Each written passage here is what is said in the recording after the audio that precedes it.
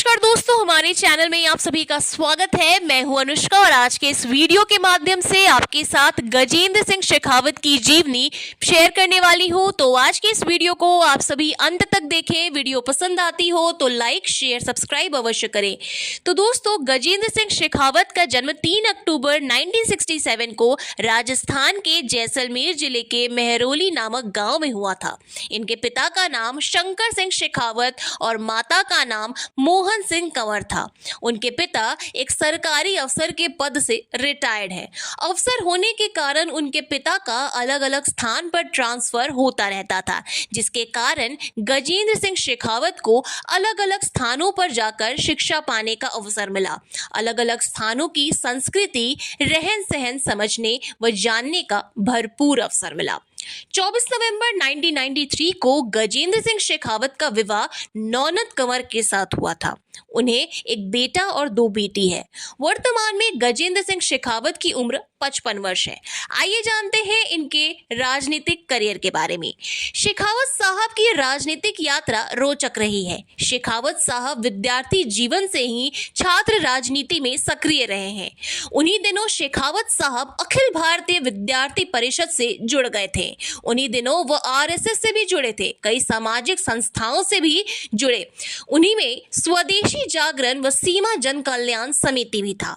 वह स्वदेशी जागरण मंच के ये सहसंयोजक और राजस्थान में सीमा क्षेत्र के विकास के लिए काम करने वाले संगठन सीमा जल कल्याण समिति के महासचिव भी रह चुके हैं।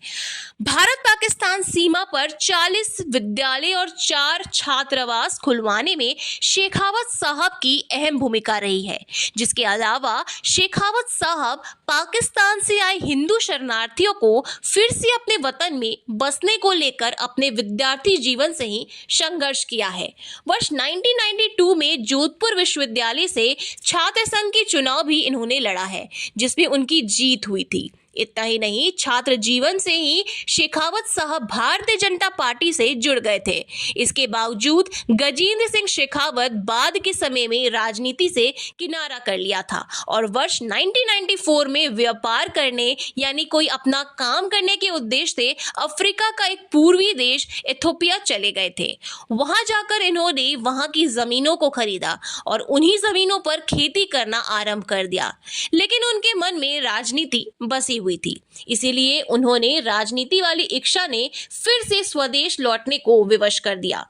20 वर्ष के बाद यानी साल 2014 में गजेंद्र सिंह चौहान भारत लौट आते हैं और भारत लौटते ही उन्हें भारतीय जनता पार्टी से पूर्व का रिश्ता काम आया और उन्हें 2014 में होने वाले लोकसभा चुनाव के लिए टिकट मिल गई। विदेश से लौटने के बाद अपने देश आने के बाद साल 2014 में भारतीय जनता पार्टी के टिकट पर जोधपुर से लोकसभा का इन्होंने चुनाव लड़ा और चुनाव का परिणाम अति रोचक रहा। शेखावत साहब ने कांग्रेस के उम्मीदवार रही चंदेश कुमारी को 4,10,051 मतों के भारी अंतर से पराजित करके अपनी पहली जीत पक्की कर ली। वर्ष 2017 में उन्हें कृषि और किसान कल्याण मंत्रालय के राज्य मंत्री का पद दिया गया। साल 2019 में हुई 17वीं लोकसभा चुनाव में भी भारतीय जनता पार्टी ने उन्हें फिर से टिकट दिया और पार्टी का विश्वास बनाए रखते हुए इस बार शेखावत साहब ने एक बार फिर से अच्छे मतों से जीत हासिल करने में सफल रहे। लेकिन इस बार उनका सामना राजस्थान कांग्रेस के दिग्गज नेता व तत्कालीन मुख्यमंत्री अशोक गहलोत के बेटे भैरव गहलोत के साथ था। लेकिन इन्होंने वैभव गहलोत को जोधपुर लोकसभा के चुनाव में काफी अच्छे मतों से पराजित कर दिया और फिर से सांसद बनकर दिल्ली के लिए रवाना हो गए। पहली जीत के बाद जहां उन्हें मोदी सरकार में केंद्रीय कृषि राज्य मंत्री बनाया गया था, तो दूसरी जीत के बाद उन्हें कैबिनेट मंत्री बना दिया गया।